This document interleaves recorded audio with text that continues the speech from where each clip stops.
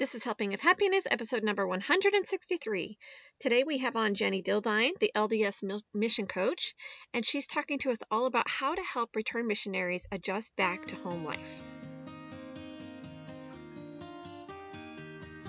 Hi, I'm Hillary Hess, and you're listening to Helping of Happiness. I am a crazy mom of 7 kids who loves to build memories through eating delicious family recipes and going on adventures with my family. On this podcast, you'll be introduced to light-filled people and ideas that inspire me to be a better mom and help me bring family closer together and closer to Jesus Christ. Hey, welcome back. So good to have you with me today. I'm super excited to introduce you to our guest, Jennie. But before we do that, I just wanted to talk a little bit, give a little bit of frame of reference to this podcast today. So today we're talking about return missionaries. And these are missionaries that are serving for the Church of Jesus Christ of Latter-day Saints.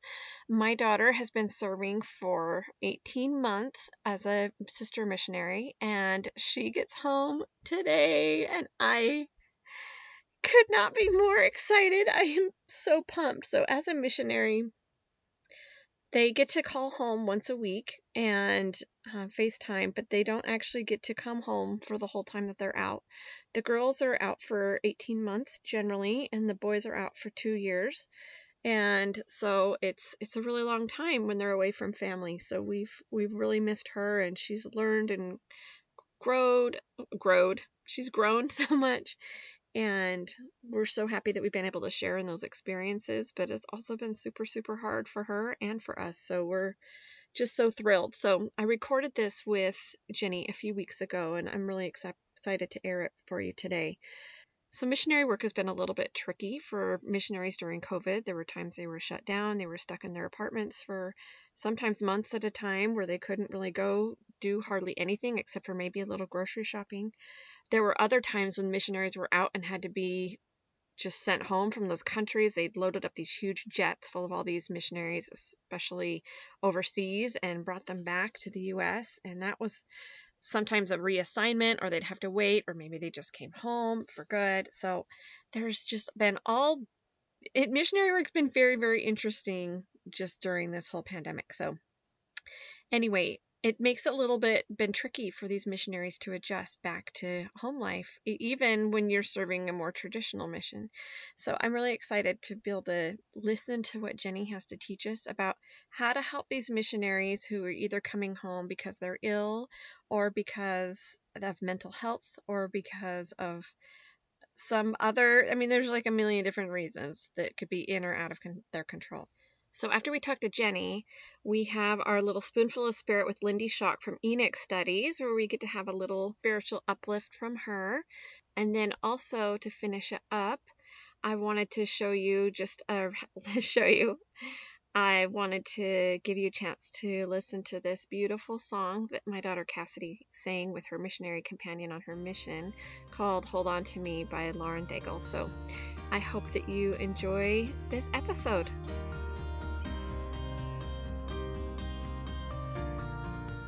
Hey, Jennie, how are you? Good. How are you doing? I am so good and just so honored that you would come spend some time with us. I cannot wait to talk to you about missionaries, because I have one that's almost home and I have one that's getting their papers ready. But before we get into what you do, will you tell us a little bit about you and your family? Yeah, you bet. So I'm from Eagle, Idaho, which is, I like to say, on the western side of the state. So not the Rexburg side is what I like to say. I have 5 children ranging from age 23 down to my baby is 10 years old. So fun. My baby is now big. Yes. They grow so fast. So fast. They do. I had my oldest 2 sons so far have served missions for our church, for the LDS church. The oldest served his mission in the Louisiana Baton Rouge mission. Oh, that's right next to us. That is so cool. Yeah, he loved his time there. And then my second son, actually, he served in the Australia Melbourne mission. Very cool. For 7 months. And then he came home for 5 when they sent all of those missionaries home on the big jets everywhere That because was of such a COVID. crazy time. Yeah. Yeah, it was a crazy time. So then he decided he wanted to go back out and not wait the year like many people did. But his reassignment was 5 months out. So he actually spent 5 months at home. And then he served the last year of his mission in the New Hampshire Manchester mission. What Like, a different yeah. opposite of Australia. That is amazing. Yeah, so he had quite a journey. The going and I mean, he had quite a culture shock in Australia actually. And then the coming home and all of that and then the going back out and just trying to find his footing. But he came home. So he's been home, let's see, since August. He came home August. Also this summer my oldest son got married. So we have a new daughter-in-law. Oh my goodness. Yeah, How which is super exciting. fun. And she served in the Canada Toronto mission. So you just have all these missionaries at your house, all these return Yeah, missionaries. That is so cool. How it neat. is Did cool. you serve a mission yourself? I didn't serve a mission myself. Me either. My Mhm. mission is motherhood. That's what I always say. If Yeah. I And would have what gone on a mission, I wouldn't have had kids so early and wouldn't have all these kids that we have.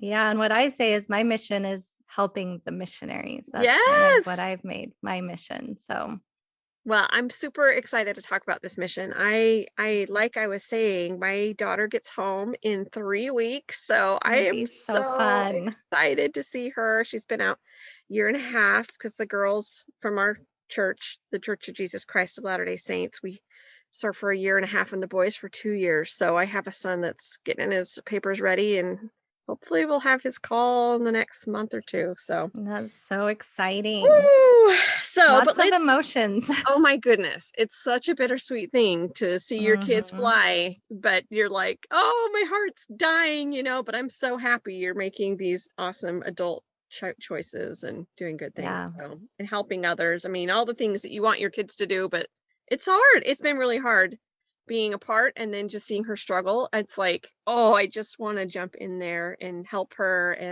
But I she's know. done such a good job. I just so grateful that she's grown up.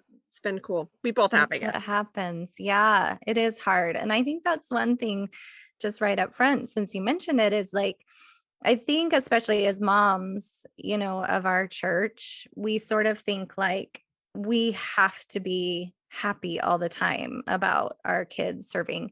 And it is like, I think it's a real thing like that like separation and that being away and not being able to be there when you want to be there.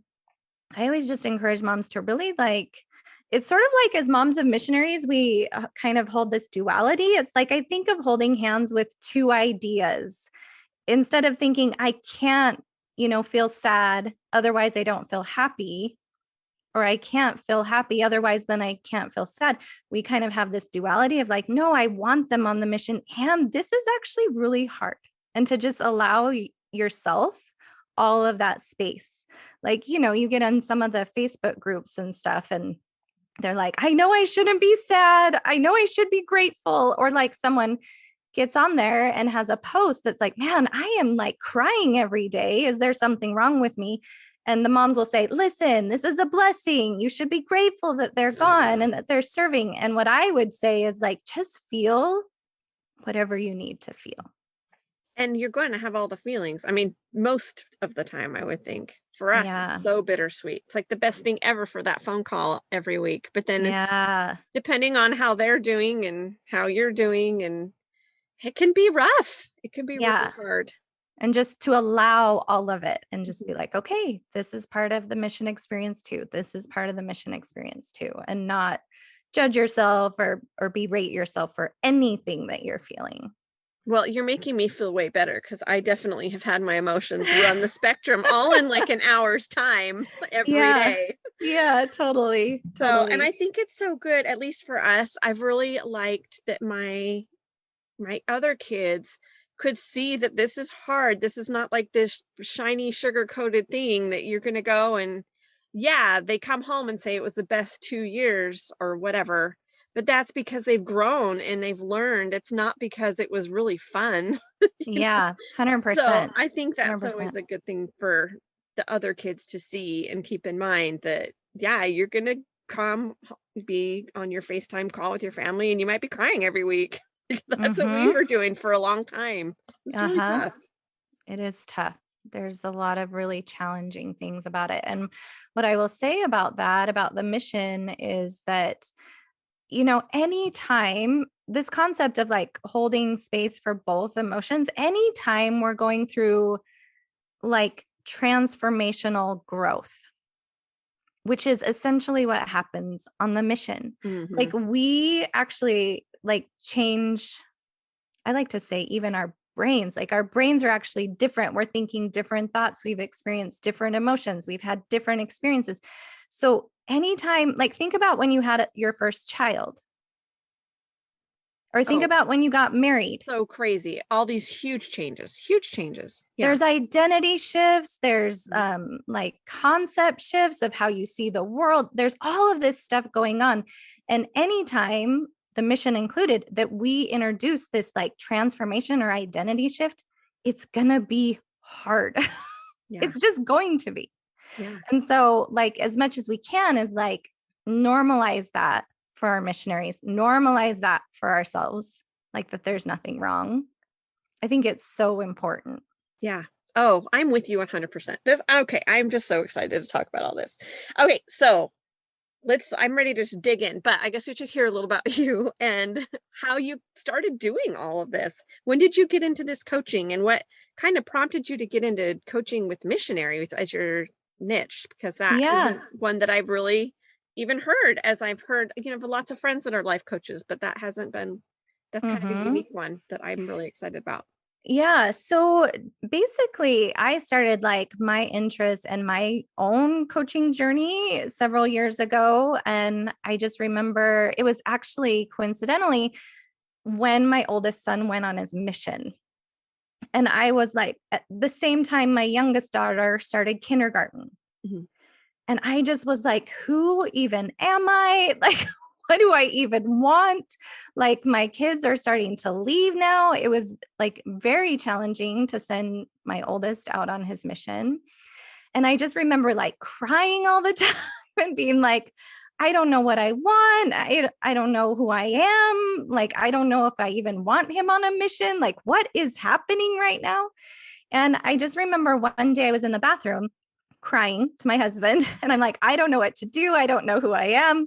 And he said, maybe you should find a life coach, which was like the only logical thing. Like, he didn't even know what a life coach was, but he, like, in his mind, like maybe someone who could help you coach Right. about your life. Right. And so immediately I got on and I just started searching like podcasts about life coach. And I found one of my mentors, Jody Moore. And I listened to her first podcast, and like literally within seconds, my entire view of my entire life had changed just because of the way that I was then able to see myself Mm. and see my life and know that I could choose a different way to see myself and see my life if I wanted to. So that kind of led me, down the path. Like I went to a few of our events, and then eventually I was like, hey, I think I could do this. I think I could really help people in this way and become a life coach myself. And it was about the time my oldest son was coming home from his mission. And I started seeing like by that time we could talk.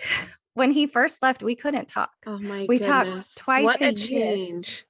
Yeah. I mean, can you believe we did that? Like we I don't talked know how you did it. twice a Yeah, year. talking just on Mother's Day and Christmas, I mean, that just blows my mind because I've been able to Yeah. talk to my missionary at least once a week, and sometimes it was Mhm. twice a week or 3 times a week when COVID was really locked down and she Right. needed more calls and they allowed Yeah. more communication, so Right. That I was, can't imagine. Oh, yeah.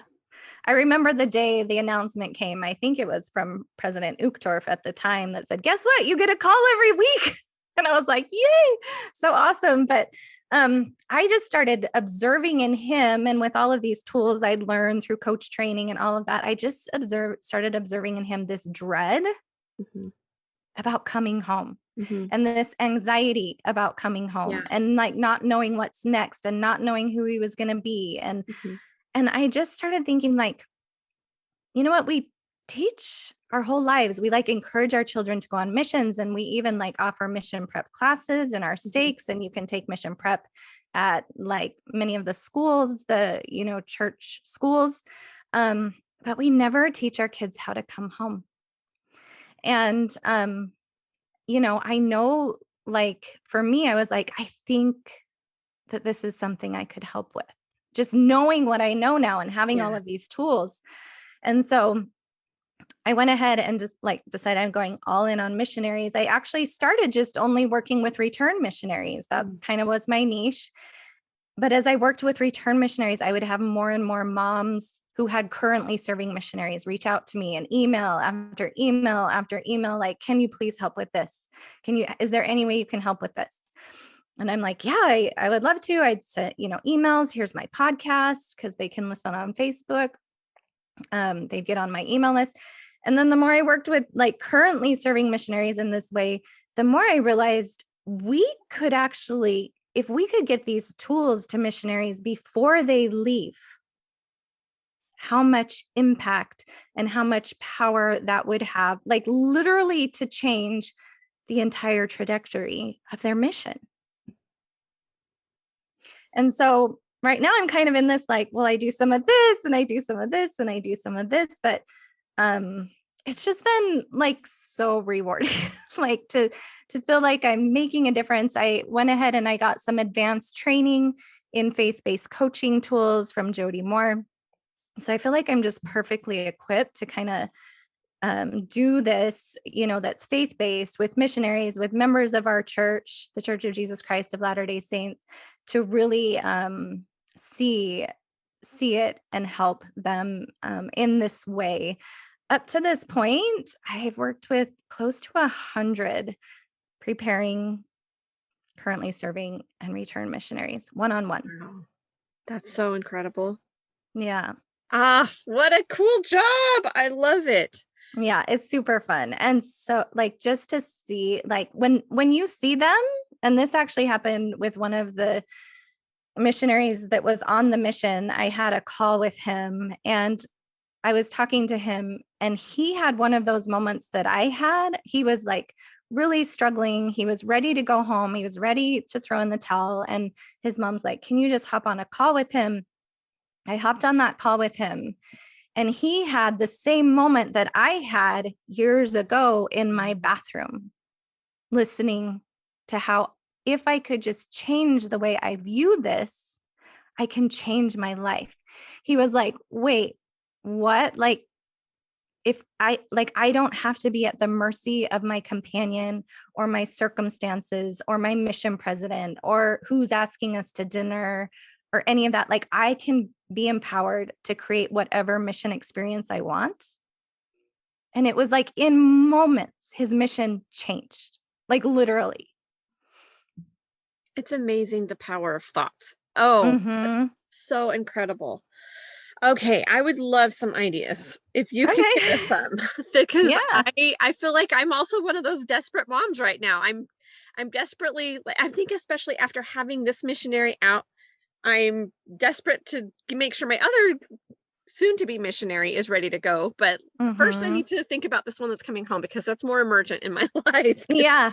First things first. Yes, so I would love to talk about that a little bit first, just some ideas to help me help her adjust at home, and maybe Mm-hmm. even help our family adjust to her being home because it's different. It, like the whole whenever Mm-hmm. anybody's coming home from school or wherever it is, the whole family dynamic is different when you add or take away a person, right? So Yeah, I would totally. love to hear just some ideas of what maybe we could do to help her um, Mm-hmm. just adjust in a more positive way. Mm-hmm. Yeah. So I have a couple things. What I hear most often from return missionaries is that they feel like they've lost their purpose. I mean, it's like if I have a strategy call, which is the call people can get on just for free to like chat with me about something. and it's a return missionary, I already know I'm going to hear the words, I just don't feel like I have a purpose anymore. Mm.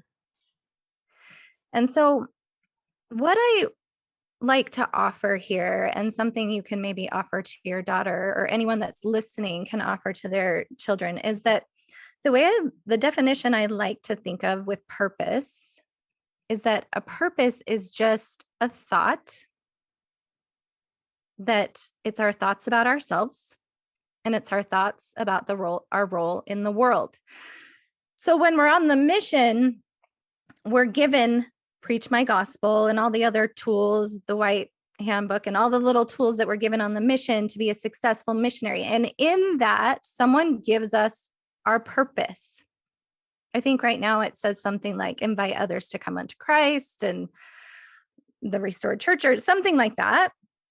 But again, that is just a sentence that on the mission, we decided to make our purpose. We decided to believe that about ourselves, believe that about our role, and believe that about our role in the world. Mm-hmm.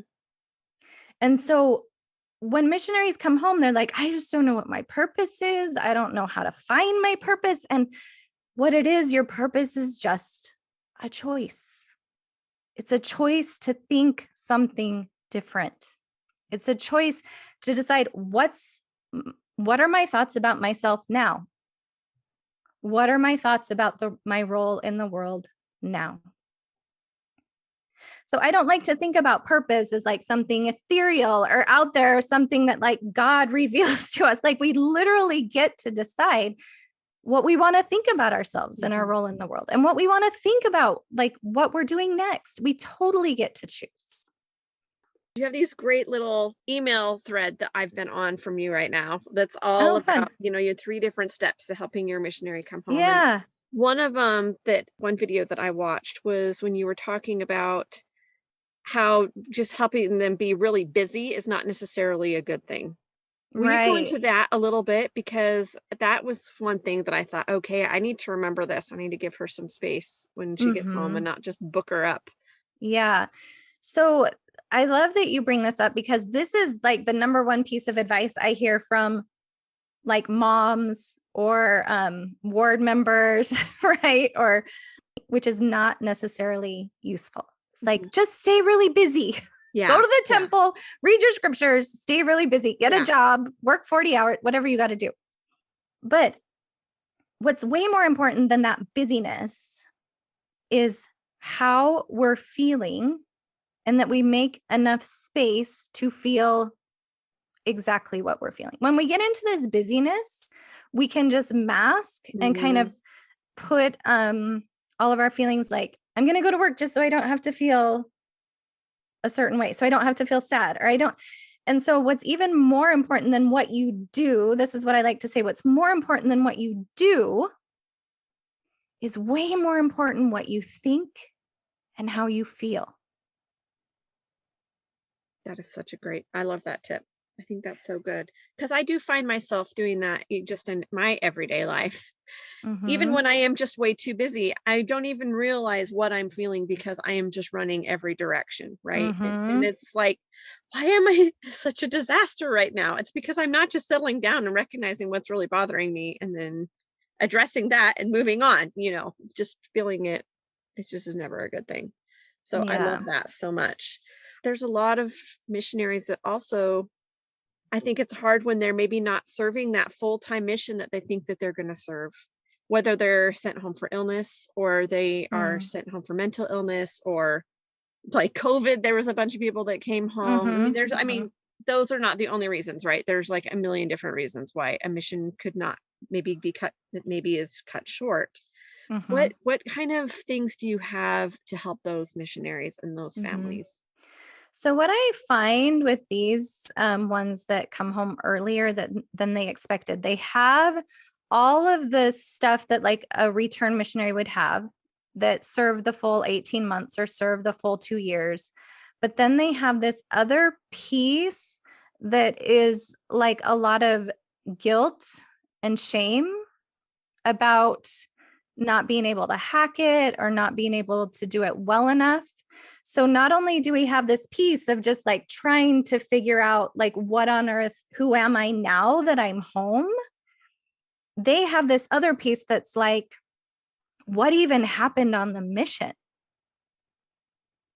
Like I actually started working with a kid recently who he was out like 4 weeks or something. And like it was like a conversation with the mission president, a conversation with the counselor.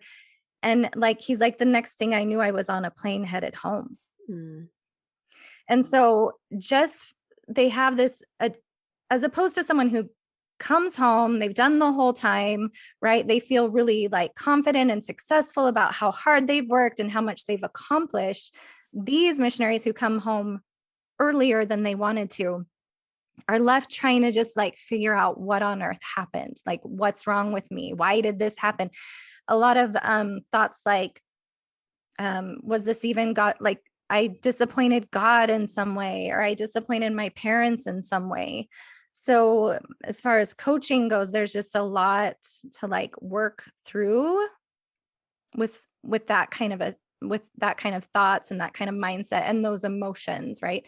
What I like to say is there's depending, like no matter when you come home, and actually on the mission too, there's no wrong emotion. Missionaries who come home, what I see a lot of is social anxiety, depression, normal anxiety, a lot of overwhelm. Those are kind of the big ones.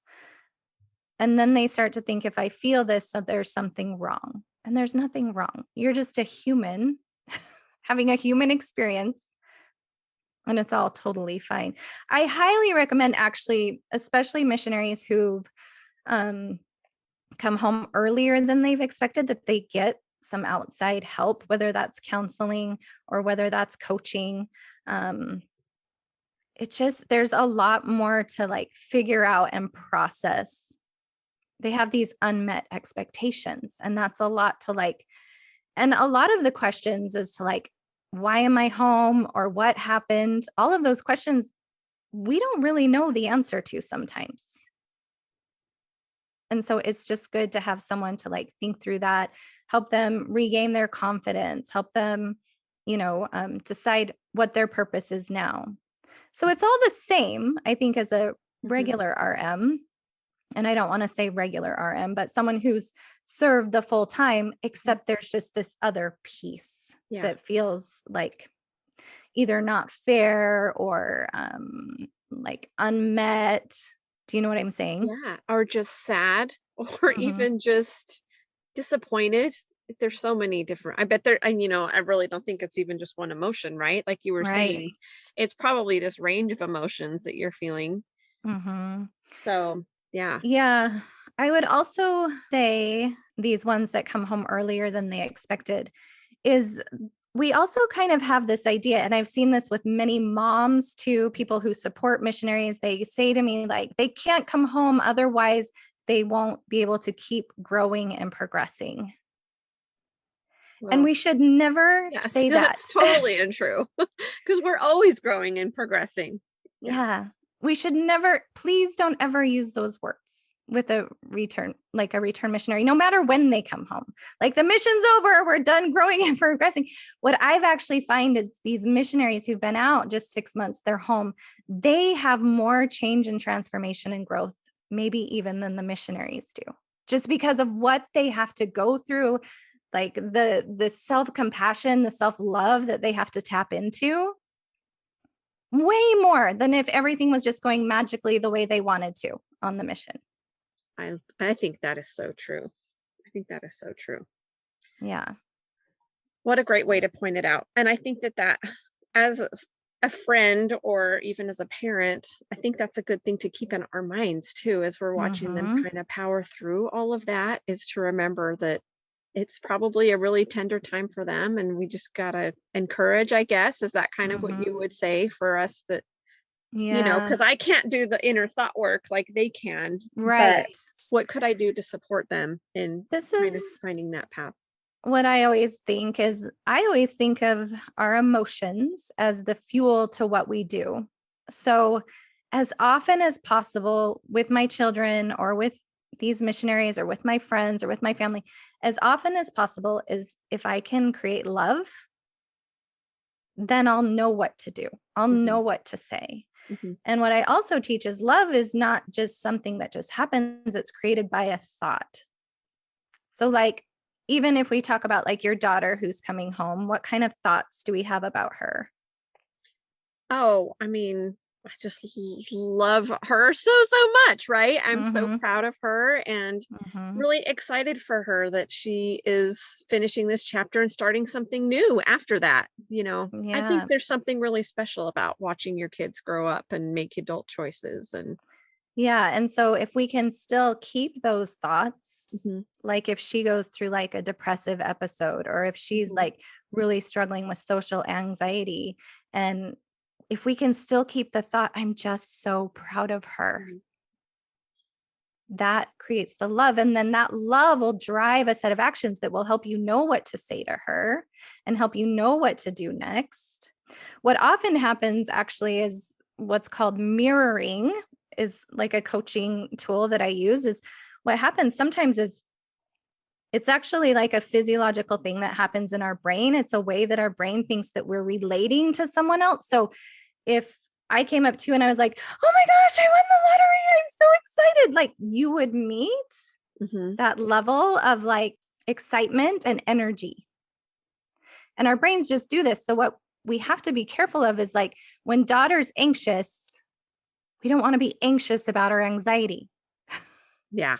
And if Yes. if our like if our son's depressed, we don't want to be depressed that he's depressed. Or if like our our daughter's overwhelmed, like it does no one any good for us to be overwhelmed about their overwhelm. It's not helping that we're taking on their emotions at all. Yeah. Yeah. So if we can just always come back to like, what are the thoughts that create love? What would love do here? And we're not always going to. Sometimes we're going to freak out and be anxious about their Oh, anxiety. yes. But just knowing, like, as often as possible, thoughts that create love will drive the action that I want for Mm, these kids. perfect. I love that. Love that. Okay, should we go into kind of the pre-mission tips? Should we talk about our Yeah. pre-missionaries and how to help Hmm. them? Yeah. So I actually just taught at a stake mission prep over the weekend. So that was super fun. Perfect. Yeah.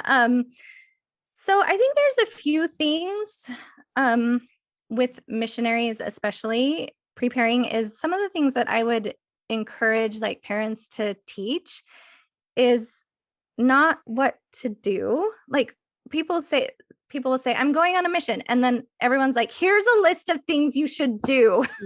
Yes, and you get advice from everybody, Yeah, right? make sure you go to like it used to be, make sure you go to EFY, make sure you live away from home, make sure you like save the money, Oh, make sure you yes. learn how to do Oh, the dishes, yes. make sure you read the Book of Mormon, all of those things. But more and more, this mental piece of being able to like be the observer of our thoughts and know how to fully feel our emotions is way more important than anything we'll ever do. I And actually that, love that you said that. yeah, I had my high school senior take there's the emotional resilience course that the yes, church so is putting good. on. We Mm-hmm. took it together because I just thought I wish this would have been out and available for my missionary that's Mm-hmm. out, because I think that it would have helped in so many instances when she was out there.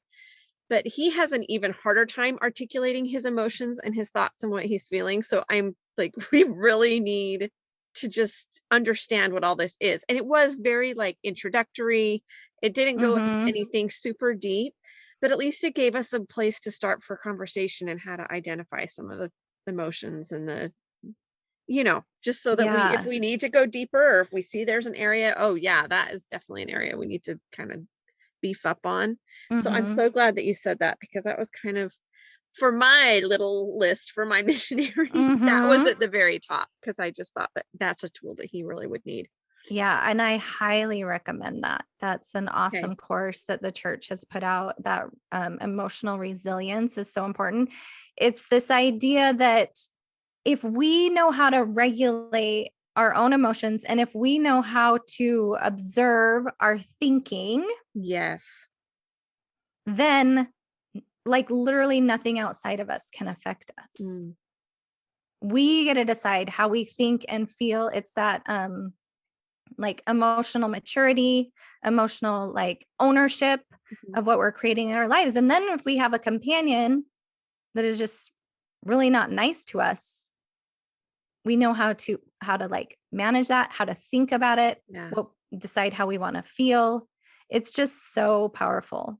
I would also say for preparing missionaries to help them just let go of perfectionism. Mm. What I see on the mission tons is they get out there and there's kind of this mindset that you own, like you're only worthwhile or you're only a good missionary if you're meeting your goals, if Yes. you're getting the Yes. baptisms, if you're getting up on time, even if you're, Mhm. do you know, there's all Are of you these, following all these perfect rules? And are you also making all the contacts you should and doing all the right? things where there's a lot, and there's the human factor, right? Sometimes you Mm-hmm. just feel sluggish one day, or you feel sick, or your companion's sick, Totally. or you ended up being up late because I don't know, something happened, Yeah. right? So Mm-hmm. yeah, That's totally. just Giving the way yourself it goes. grace. Yeah. Yeah, totally. And that again, that your worth is not based on what you do. Like literally, I think we learn this in primary, right? We're like, I'm a child of God. Yeah. Sing the song again. Yeah. And then like when we're in young women's, we are daughters of God. And That then amazing theme. Yeah. yeah, we get out on the mission or we go off to school, off to college. I work with a lot of just young adults that don't have Yeah. anything to do with the mission too. And they're like, wait, I don't really feel like that's true anymore. I have to meet these certain milestones. I have to accomplish these certain things. And so just helping them really, and I'm not sure the best way to do this. I mean, one thing that comes to mind is just, again, just helping them see like it really isn't about what you accomplish. Even my kids, they just finished their semester yesterday, their high school Yeah. semester. And my daughter was like, hey, I got A's. And I was like, doesn't it feel good to work hard? Yeah. I Nothing love that. like, Because and it's so nothing, much pressure for them, right? That I yeah, mean, it just and I think we can do it to ourselves as moms sometimes too. There's totally. the Yes. pressure on everybody. So I really love just take off the pressure and be the best you are and know who you are. I think that's basically kind of what you're saying, right? Know you're a Hmm. child of God and just Yeah. choose the good. Yeah. And one thing I will add too, and I find this like in all stages of the mission, like one of the things I say over and over is like, there's no good or bad thoughts. There's no good or bad thought feelings. And there's no good or bad missionaries ever. They're just humans having human thoughts with human feelings. And our missionaries are human too. I think that is another thing that I just before I was a mother of a missionary, Mm-hmm. I just would never quite remember that. That these are just kids that are out doing their best, Mm-hmm. serving people. They're homesick, they're lonely, they're struggling with their companions. Yes. You know, when you just see those missionaries in their nice suits or their pretty dresses Mm-hmm. or whatever, and you see them just in their best, right? They're trying so hard. You forget that there's all those that are underneath the surface. So Mm-hmm. I love that you brought that up because Yeah. there's a lot going on. Yeah. I actually had a mom message me on Instagram and she's like, my son, I thought he would change once he went on the mission, but he just still doesn't seem as motivated. And he just seems like, it's not like going. I mean, it's fine. He's not asking to come home, but I think he could be doing so much more. And what I asked her is like, what if it's okay? Like, it's okay. Like, what if what he's doing is enough? Yeah. What if that right there is just a step up from what he was doing before? Then he's growing, just might not be Yeah. somebody else, right? Which is totally fine. Yeah. Yeah. Yeah. Love that. Okay. You have any stories about how any of these strategies have worked that Mm. you want to share? Yeah. Well, I shared the one about the missionary who was out. So that was a really cool thing is like he literally, his mom Yes. reached out and was like, he wants Incredible. to come home. And I was like, okay, well, I'll get on a call with him. Oh, And I'd love that now, you could. yeah. And then now he's doing great. I mean, it's not like he doesn't have hard days still, but Yeah. he has those tools now that he needs to create the experience that he wants for his Yeah. mission. He knows it's not based on stuff outside of him. Yeah. So the other one is a preparing missionary who we hopped on a strategy call. I actually had messaged with her mom, and she just was having so much stress that she was actually having like physical pain in her chest. And so in their minds, they were like, I don't know how she's going to serve a mission. Like she wants to serve a mission, but it was like, as often does, our emotions like manifest in our Yes. body. Yes. We And it have was migraines at our house and I see Mm. that all the time. The emotions totally trigger the migraines. Yeah. So after I was able to like talk with her, my one-on-one program for preparing missionaries right now is 10 sessions. That's my one-on-one program. After we were able to like work together, I helped her learn how to observe her own thinking, the thinking causing the stress, and then how to actually, we're never taught this in school, but how to actually feel stress and not resist the stress. It made all the difference we go into so many other things in my program, companions and all the things. But her mom actually sent me an email the day before she went into the MTC in Provo. And she said, Jennie, I cannot thank you enough. This sister missionary has no more chest pain. Oh my goodness. That's so amazing. Yeah. And all just from like tools to manage your mind, feel your feelings, drop perfectionism, create confidence from the inside out rather than based on things outside of you. She's doing great. So awesome. That is so awesome. Let me tell everybody where we can find you, because we need to be able to have these mamas connect with you or these missionaries so that they can get all these strategies and tools. So I am at jenniedildine.com. You can go there to like read articles and find my podcast and all of that. We'll have the link in our show notes so they can just click and go straight over there. So you don't have to worry about spelling or anything like that. I love it. Easy. Okay. And then, I'm also on Instagram. I am Jennie.the LDS mission coach. I also have a Facebook page, Jennie-the LDS mission coach. Super fun. If you have missionaries, have them follow me there. My podcast, actually, I post to Facebook so that the missionaries can listen on the mission. So that's super fun. Until the last few weeks, my daughter hasn't even been able to access Instagram. So that's been so helpful to have these things on Facebook where she can actually be. Yeah. On my website, you can also, there's a link for some free resources I have. I have the 3 video series. It's 3 videos, a video series for tools for return missionaries. It sounds like I've been taking and I love it. I highly recommend it. It's been super helpful. I'm so glad. I also have just like a free guide for 5 tips to help your returning missionary, any return missionary. Anyway, so those are kind of the things. And I also have my podcast, the LDS Mission Podcast. So those are some of the fun ways that we can connect. Of course, don't hesitate to reach out, to email me with whatever questions you have. Did I already talk about the strategy call? Kind of, when we were talking about, just very briefly, you mentioned it. So let's talk about that a little bit more so they know what that is. Yeah. So just on my website, you can click on a link for a free strategy call. Basically, when you click on that link, it'll take you to my scheduling page. Click on this, like whenever works for you in your schedule. It's a 30-minute call for preparing missionaries. I've even done quite a few actually with missionary moms who are like, this is going on with my missionary, return missionaries. And we just get you as much help as we can in those 30 minutes, teach you as much as I can. And often they are transformative, just right there on the just call. that call. Awesome. Oh, Yeah. I love this. It's going to be so helpful to so many people. I'm so glad that we have this resource, because there is nothing harder than watching your kids struggle. So finding ways to ease that or help them find their way is just going to be so amazing. Is there anything else that you wanted to share that we didn't get a chance to talk about? I think just as moms, again, it is hard to watch our kids struggle, but just remembering like that is always in the transformation.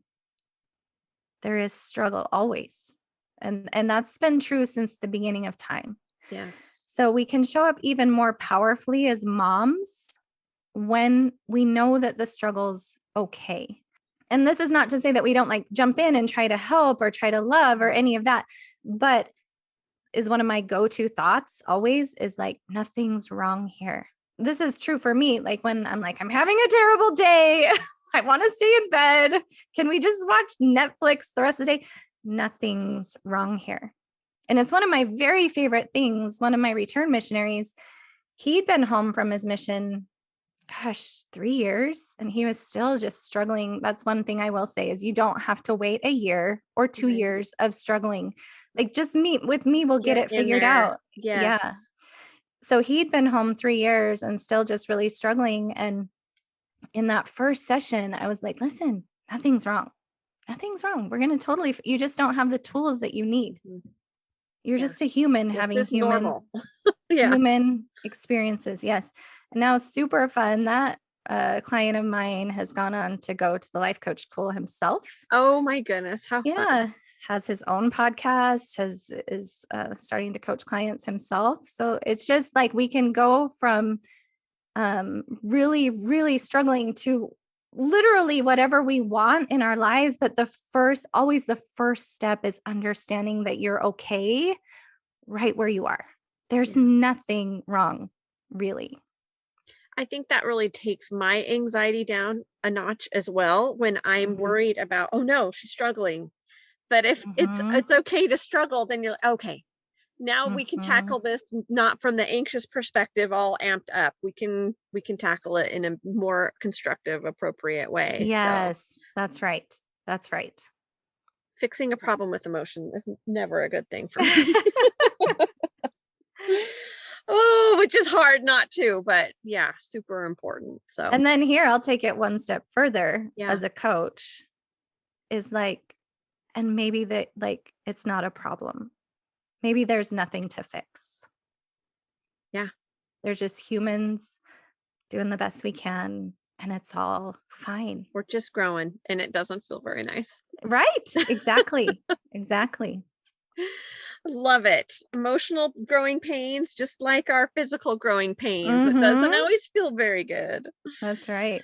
Well, do you have a few extra minutes for us to do our 3 helpful and happy questions? Yes, I took some notes, so I didn't feel. So you're not put on the spot. Okay, so I always love to do these because on our blog, we talk about family recipes and our traveling as a family and also home and family hacks.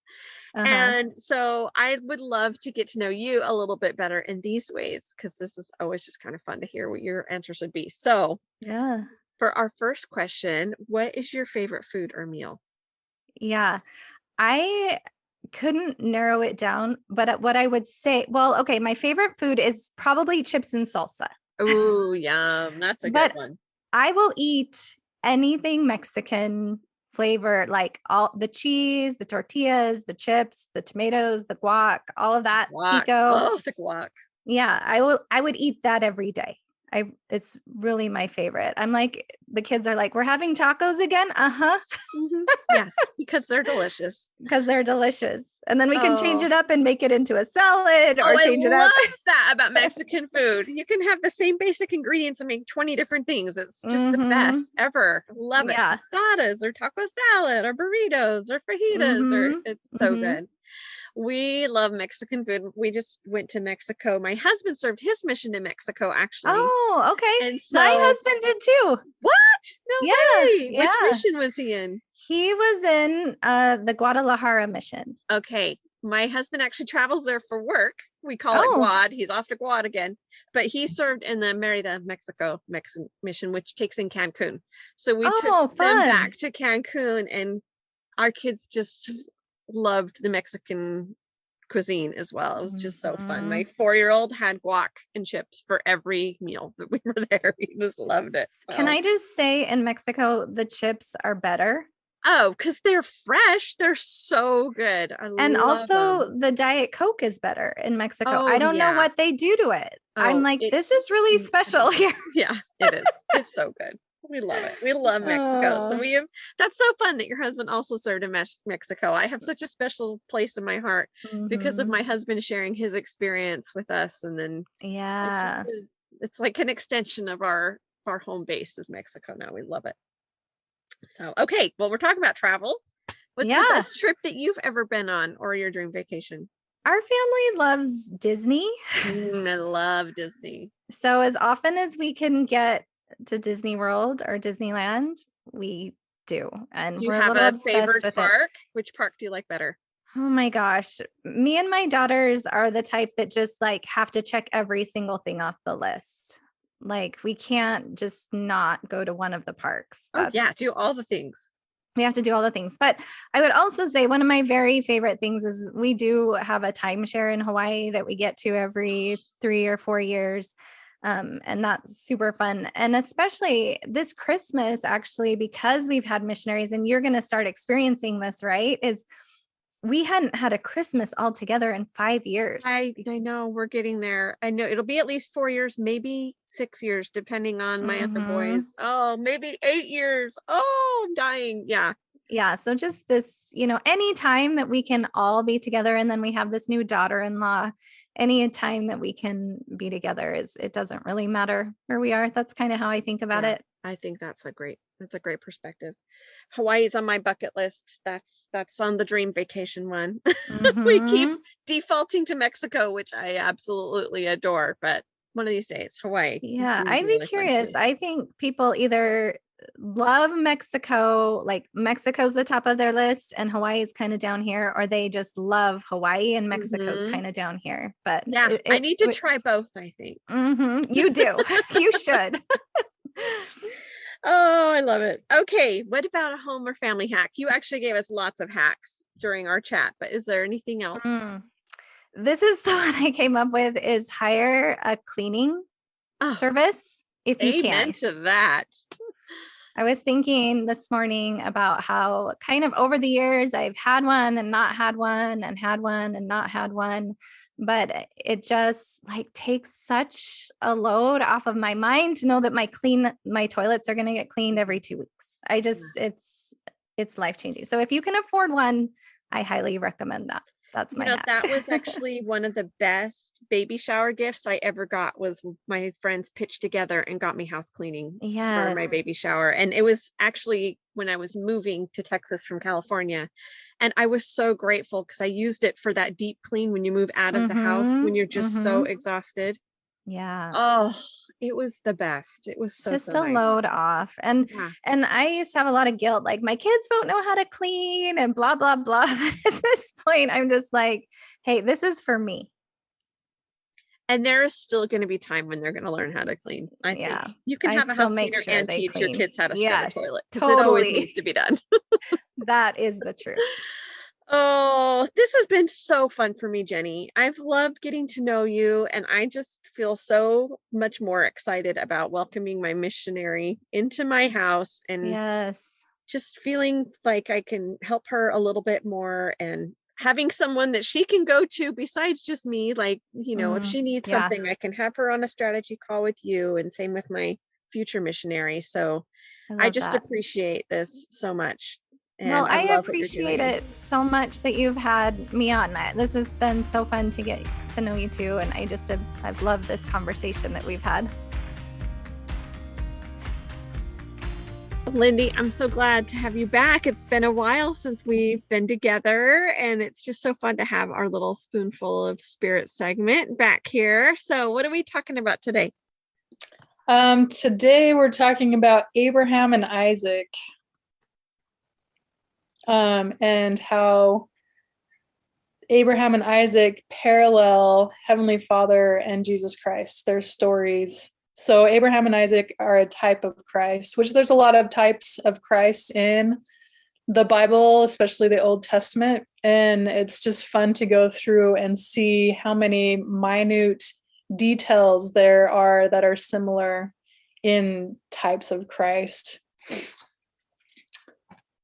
So, I guess well, let's get into it. What are some of the just types? dive right in. Let's dive in and tell me all about it here. Okay, cool. So, when I was studying it, I knew a small portion of, Abraham was willing to sacrifice his son, like Heavenly Father was willing to sacrifice his son for the world. But then my husband, he loves the Old Testament. He thrives off of it, which is bizarre to me. I love it. So I have learned a lot over our almost 10 years of marriage from him, just because he's passionate about the ancient temple. And as you know about their culture, their whole culture was centered around the temple. They built their cities around the temple. Their life was centered around the covenants that they made and the ordinances that they would do. So the Day of the Atonement, even Christ's birth happened in Bethlehem because of the temple. Basically, they were going to do taxes, but there was also a gathering for the sacrifice. They had the taxes at a specific time because it was a time of sacrifice. Anyway, all of the stories are very much centered around the temple. So one thing that he taught me with Abraham and Isaac is that there's different sacrifices. And one of them is the atonement, the Day of Atonement. And with that one, they would bring their animal, and they would bring their animal to the priest, and everybody brought their own animal. So there were some ordinances where the priest, there was just one animal, and the priest he did a sacrifice for all of the people there, for the whole city or for his congregation or whatever. And there were some where they would bring their own animal. And this one, BYO animal. Yeah. Bring your own animal. And this animal was to basically, as far as the law goes, the law said, if you transgress, if you sin, you are to be killed, basically. And so this animal, they would transfer their sins to this animal and then kill the animal. And that was their repentance. That was their atoning. And so when Abraham was asked to sacrifice Isaac, who was his only son, well, he had another son. Right. His only son from his wife that he truly loved, or whatever. Yes, from Sarah, from his covenant wife. Yes. So he had a son from the handmaid. So, but to his covenant wife, this was his only son. And he was willing to not only sacrifice him, but to sacrifice him for his own sins, to transfer his sins to his son and then kill his son as a atoning. So his son would be, I don't want to say savior, but basically like he would be the one who to take the sins upon him and then die for them. So that feels Abraham even worse than just knowing he had to kill his son. Oh, right. Yeah, like understanding what the ordinance was makes it like infinitely more powerful to and also to make that a type of Christ. So here is Heavenly Father who is willing to take all of the sins of all of his children and transfer them to his son and then have him suffer and die for everybody else's sin. Like, the parallel is so powerful when you dive into what it actually means. Some of the fun similarities that there was one, his conception was a miracle. So Jesus Christ was born to a virgin. It was conceived inside of a virgin. And Abraham and Sarah were old in age. In fact, when both separately, when they were told that they would have a son, they both laughed. And there is something in the footnotes that says something like, I can't remember exactly, but in the scriptures it says they laughed and said, having a son, Sarai, she was like, having a son right now? Are you kidding me? Because they were like 100 years old. They were, she was 90 and he was 100. They were old. Yeah. And this was past, like, before the flood, they would live many hundred years. But after the flood, this was after. And so 100 was old. And it says that she was past childbearing, like, so she probably had already gone through menopause. So she was like, I can't have kids. Like it was probably like one of those, like, I don't know if you realize the theology that's going on here. Like, I can't anymore. I'm not doing that. My body's not doing it. Anyway. So, and the Heavenly Father says so Abraham finds out first, he kind of laughs. Then Sarai finds out later, and then she's laughing. And the Lord says basically, like, why is she laughing? Does she not think that I can do it? The whole thing is just fun. So their miracle conception is that she was past childbearing age and they were both old. So another one is that it was their only begotten. And I actually looked up only begotten, and it's not necessarily their only physiological son. It's their loved and precious is what begotten. So the only begotten kind of translates in Hebrew to loved and precious. So they're only the one precious, loved son. Like, anyway, so their only son, they both carried the wood that was intended for their death. So Abraham loaded Isaac up with the wood that is going to go on the altar for his sacrifice, and Christ carried his cross.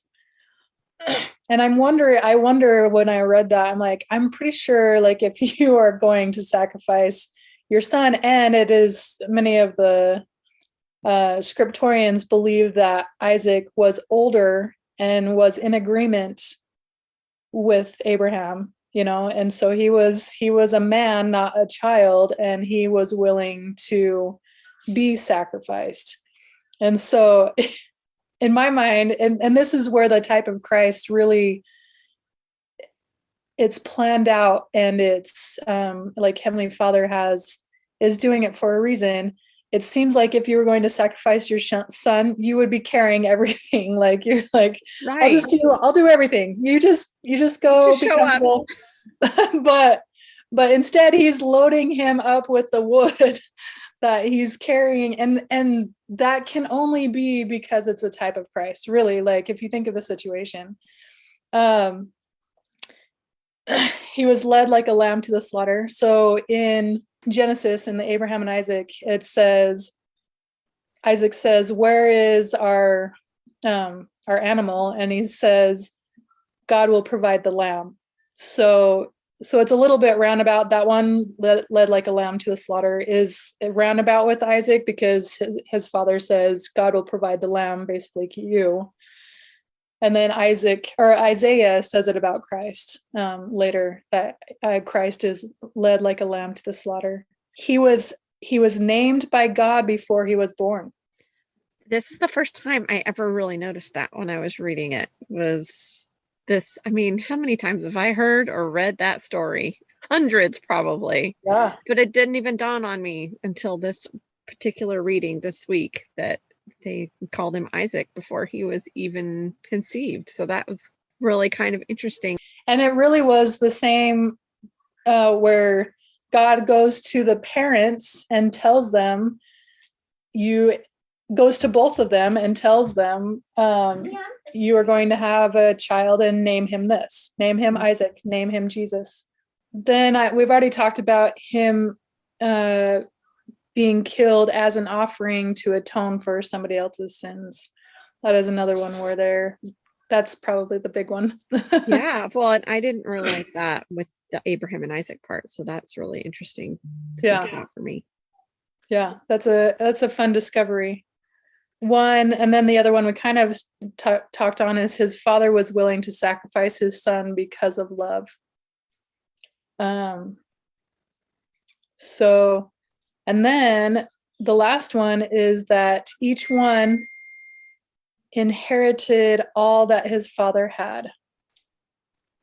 So in the Abraham and Isaac, in the later chapters after that experience is behind them and he's older, then it just says that Abraham gave him everything that he had.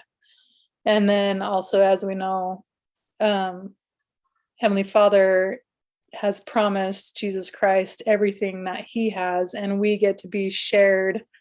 I mean, this is just a side note, but we get to share in that inheritance, which is very gracious. So those are some of the similarities that, I mean, I really only in my mind had one piece of that, but actually studying it and looking at it, it was just fascinating to see how many similarities there were and how deep and profound they were.